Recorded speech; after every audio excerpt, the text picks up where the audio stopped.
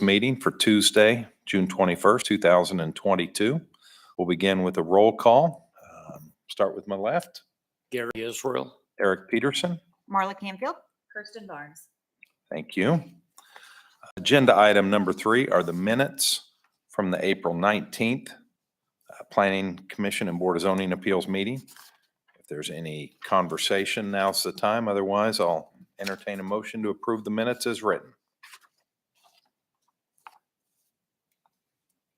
Mr. Chairperson, I, Gary Israel, make a motion to accept the minutes as presented for the, let me get back up there, April 19th, 2022 Planning Commission and Board of Zoning Appeals. Thank you, Gary. I, Eric Peterson, will second that motion. All in favor of approving the minutes, say aye. Aye. Any opposed? Motion carried. We'll move on to agenda item number 4, communications, committee and staff report. Les, Justin? No news from us. Sounds good. Well, thanks. Mr. Chairperson, I make a motion to recess the Planning Commission and convene the Board of Zoning Appeals. Thank you, Kirsten Gary. Barnes, second. Thank you, Kirsten. All in favor, say aye. Aye. Any opposed? We will move to agenda item 5. Motion carried. Forgive me. I will now call, let me make sure I got my ducks in a row real quick. I do. I'll now call agenda item 5.1, which is a public hearing on case number BZA-V22-0003. We would like to welcome everyone interested in this hearing and lay out a few ground rules. It is important that you present any facts or views that you have as evidence at this hearing so that findings can be made for the decision of this board. In order to grant a variance, 5 specific written findings of fact must all be met according to the state statutes and the city zoning regulations. This board is authorized by state statutes to make a decision appealable only to district court and not to the governing body. After our zoning administrator provides us with some information, I will call upon the applicant, and then we will hear from the other interested parties. Once all have been heard, the applicant will have an opportunity for final comments. The board will close the hearing to further public comments and will then consider their decision, during which time they may direct questions to the applicant, the public, or staff. You should be aware that the board can require such conditions to be attached to the premises benefited by the variance as may be necessary to comply with the standards set out in Article 11.106.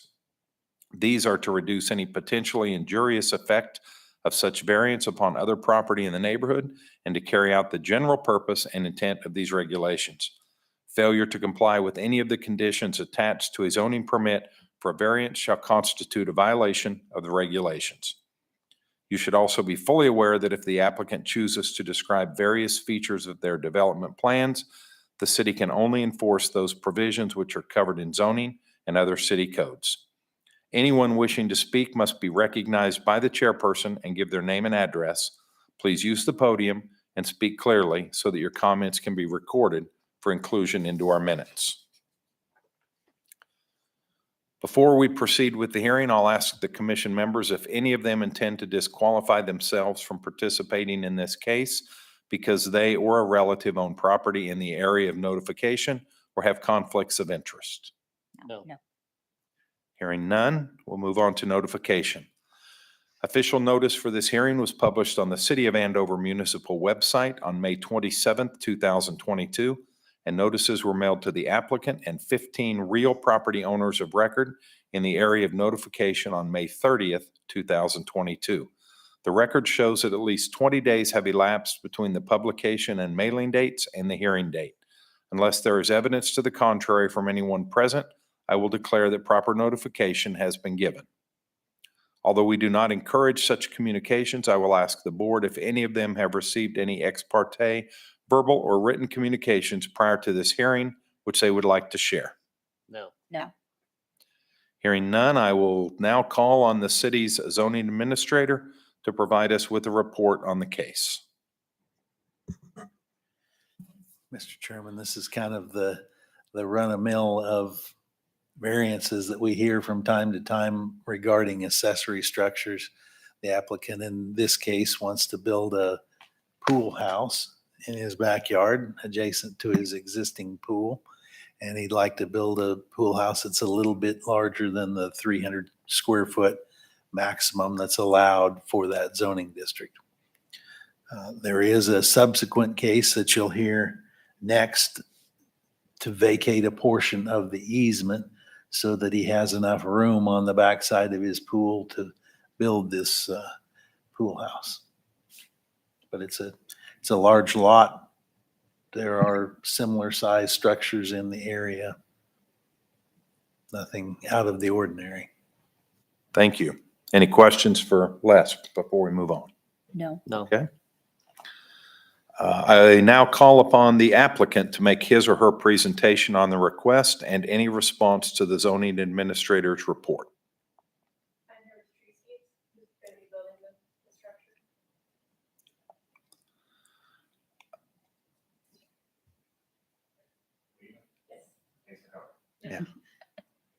Thank you. Are there any members of the public who wish to speak on this case? Have any written communications been received by staff? No, sir. Okay, all right. Goes without saying, the applicant doesn't have any final comments, so we'll move on and close the public portion of the hearing. Hearing no further public comments, I hereby close the public portion of the hearing. There will be no further public comments unless the board wishes to ask questions to clarify information. The board will now deliberate the request to determine whether the evidence presented supports the conclusions of the required findings of fact. The board will now consider the criteria provided for evaluation. Would you like me to read those, Mr. Chairperson? If you'd like to, absolutely, my friend. Does the evidence demonstrate that, number one, the physical surrounding shape or topography of the property would result in a practical difficulty as distinguished from a mere inconvenience for the owner, leasee, or occupant? Staff has commented the subject property is a 19,327 square foot parcel. The large parcel provides adequate space for an accessory structure while allowing adequate separation from nearby residences. Concur? Concur. Concur. Number two, granting the variance will result in material detriment or injury to other property or improvements in the neighborhood. Staff has commented no detriment and or injury to other property or improvements is anticipated. Concur? Concur. Number three, granting the variance will result in an inadequate supply of light or air to adjacent property, substantially increased traffic congestion, increased fire risk, or substantially diminished property values in the neighborhood. Staff has commented the subject property is 19,327 square foot parcel. The large parcel provides adequate space for an accessory structure while allowing adequate separation from nearby residences. Concur? Concur. Number four, the request for variance is not based exclusively on a desire of the owner, leasee, occupant, or applicant to make more money out of the property. Staff has commented the applicant has declared the intent to use to be a pool house as an accessory residential use. Concur? Concur. Specific conditions to be met. Number one, the requested variance arises from a condition unique to the property in question, which is not ordinarily found in the same zoning district and which has not created by any action of the property owner or the applicant. Staff. The subject property is 19,327 square foot parcel. The large parcel provides adequate space for an accessory structure while allowing adequate separation from nearby residences. Concur? Concur. Number two, strict application of the provisions of these zoning regulations would result in unnecessary hardship for the owner, leasee, or occupant of the land or structures. Staff comments that the intent of the lot coverage maximum is to promote the health, safety, and general welfare of residents. The subject property is 19,327 square feet, which provides a substantial area for accessory structures while remaining below the zoning district's maximum allowable lot coverage of 35%. Concur? Concur. Number 3, granting the variance will not adversely affect the rights of adjacent property owners or residents. Staff comments that the intent of lot coverage maximum is to promote the health, safety, and general welfare of residents. The subject property is 19,327 square feet, which provides a substantial area for accessory structures while remaining below the zoning district's maximum allowable lot coverage of 35%. Concur? Concur. Number 4, the requested variance will not adversely affect the public health, safety, morals, order, convenience, prosperity, or general welfare. Staff comments that the subject property is 19,327 square foot parcel. The large parcel provides adequate space for an accessory structure while allowing adequate separation from nearby residences. Concur? Number 5, the requested variance will not be opposed to the general spirit and intent of these zoning regulations. The intent of maximum lot coverage and accessory structure size limitations are to promote the health, safety, and general welfare of residents. The subject property is 19,327 square feet, which provides a substantial area for accessory structures while remaining below the zoning district's maximum allowable lot coverage of 35% and providing adequate separation from adjacent neighbors. Concur. Concur. Gary, thank you for doing that.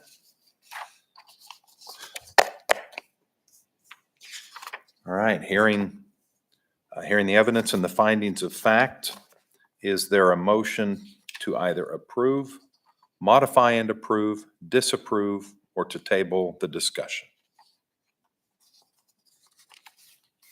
The renderings are very nice. Caught up in those a little, huh? They're good. It's very nice.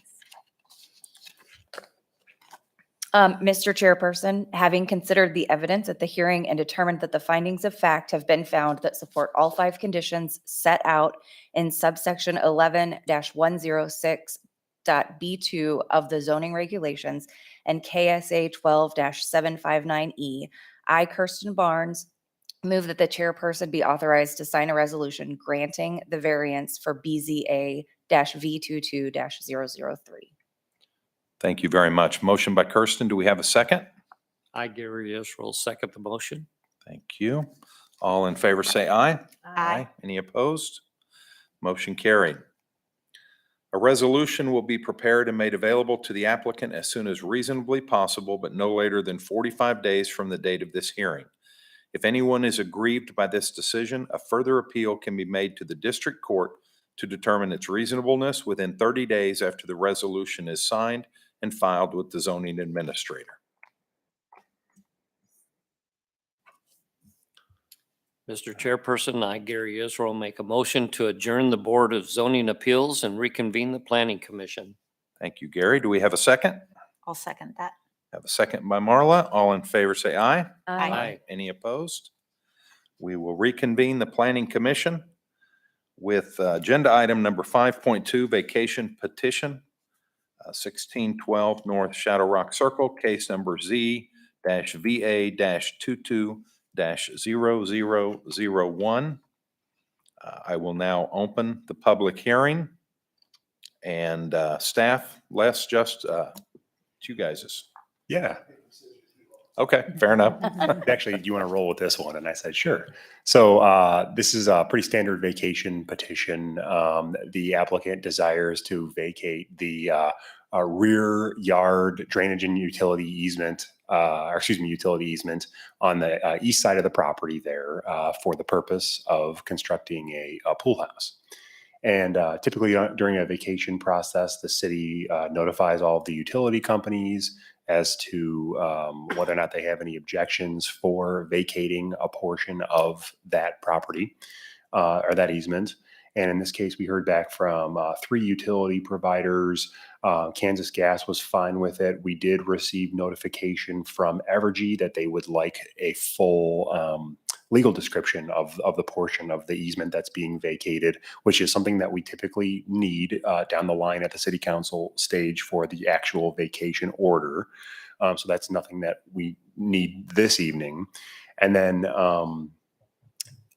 it was AT&T that said that they are comfortable with encroachment into the easement, but they would like to reserve the ability to place utilities in the easement in the future. So to be clear, there's no utilities in there. But they said, hey, if we want to down the line, we'd like the ability to do so.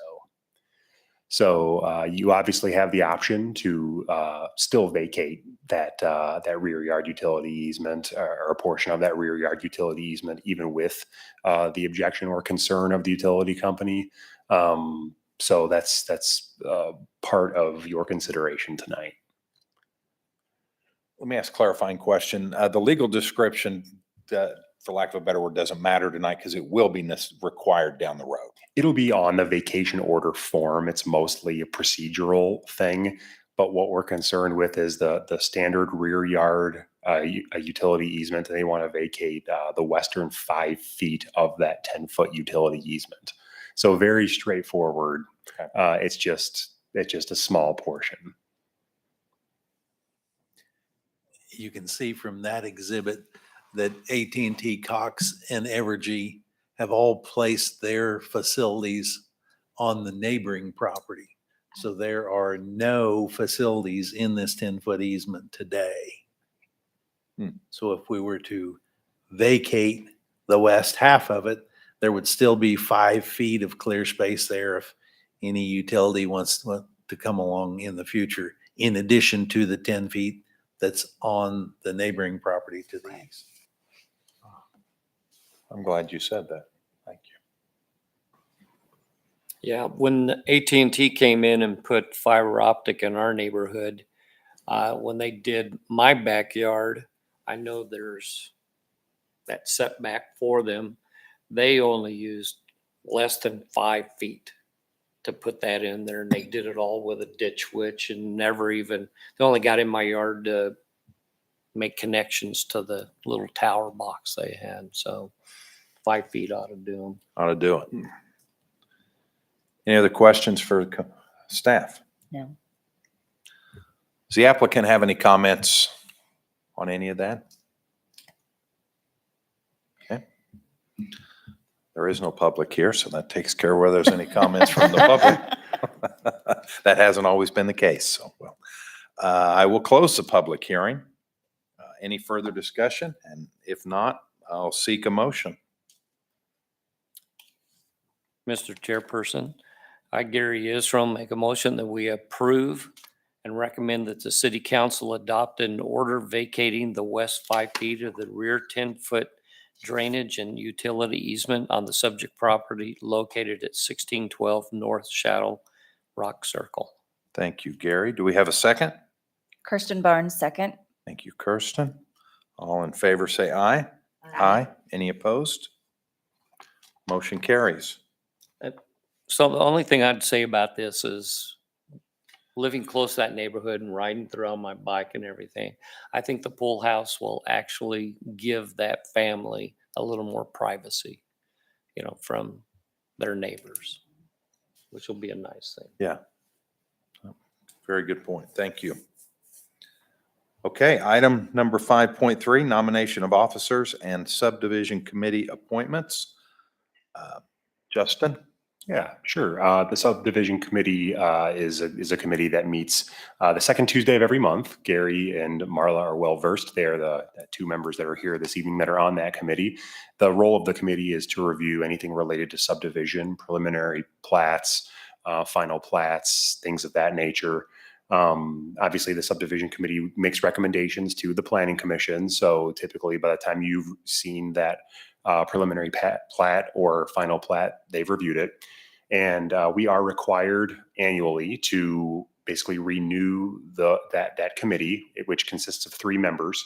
And currently on the committee, like I said, Marla and Gary, as well as Vance Garwood. Vance Garwood is the current chair of that committee. And we obviously didn't have a meeting last May, or a planning commission meeting last May. So we bumped this agenda item to June. And this evening, we are just hoping that we have 3 members that are willing to either stay on or join. Staff, I had the opportunity of visiting with each of those three individually, and they're all three fine with staying on for another year. Great. On that commission or on that committee. Guess I should open it for conversation or questions, or if there's anything. We can have more than three, can't we? You can have more than three if you want. Three is the minimum. That's, yeah. But so if anybody wants to hop on, you're more than welcome to. I got that crab that I'm on. That's good. Limited amount of time. Come on, Gary. I only look at it because I think Marla and Vance would agree that being in that subdivision meeting, we have a very informal opportunity to talk to everybody, to really get up to speed on what's going on. I don't know if the public knows it, but I typically try to make mention that when we're doing things at Planning Commission, we've hammered things out, in that subdivision meeting, and it's a good place to learn what's going Very on. much. I agree, Gary. Yeah, I can tell that's right from reading the minutes when those are out, that you bring things here that are darn near all the way baked when you get them to us. So we appreciate that very much. So do you need a motion? You can do a motion to Okay. approve the Gary and Marla and Vance. And Vance is currently the chairperson. Okay. If there's anybody that wants to take a crack at chair, this would be the time to mention it. If not, we can just assume that Vance will continue on as chair. You two okay with him Oh, continuing on? absolutely. Mr. Chairperson, I, Gary Israel, make a motion that we keep the subdivision committee members as is. I will second that motion. All in favor, say aye. Aye. Any opposed? Motion carried. Item number 6, any member items for the good of the cause?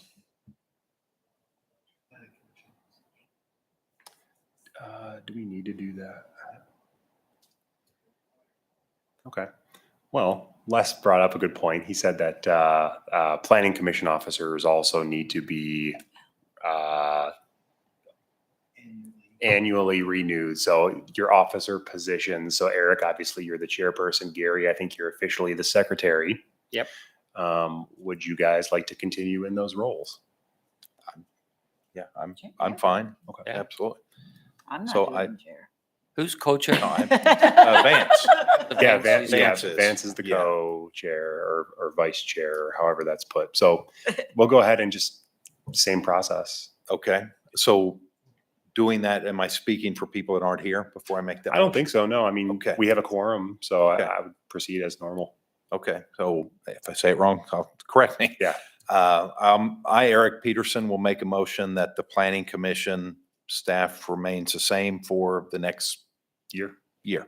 Yes, that works great. Okay, do I have a second? I'll second that motion. All in favor, say aye. Aye. Any opposed? There we go. Now we'll go to member items. Anything? Good. Nothing. Well, I just have one thing and we'll get out of here quickly, unless Les goes on for a long time, but I don't think he will. How's just everything generally going with the rebuild and the cleanup and all of that? The cleanup efforts are substantially complete. We're kind of in that odd phase as folks settle up with their insurance companies and get out and hire demolition contractors and new build contractors. So it seems like when you drive through neighborhoods, there's not a lot going on, but there's a lot behind the scenes that real soon will take off with reconstruction of houses and so forth. We're kind of in that same phase here at City Hall. We're just now approved to tear down the lodge building. We're just now getting bids to repair windows and siding and roofing and so forth here at City Hall. So we know how folks are feeling it out there in the community. It takes a minute to work your way through the system. I've seen some dumpsters out there in Prairie Creek where, they're hauling stuff out. So it's good to see some progress. It seems a little slow, but yeah. We wish we could just snap. our fingers Absolutely. and be done. Well, I will I, Eric Peterson, will make a motion that we adjourn the Planning Commission and Board of Zoning Appeals meeting for Tuesday, June 21st. I, Gary Israel, second the motion. All in favor, say aye. Aye. Any opposed? We are adjourned. Thank you for coming out.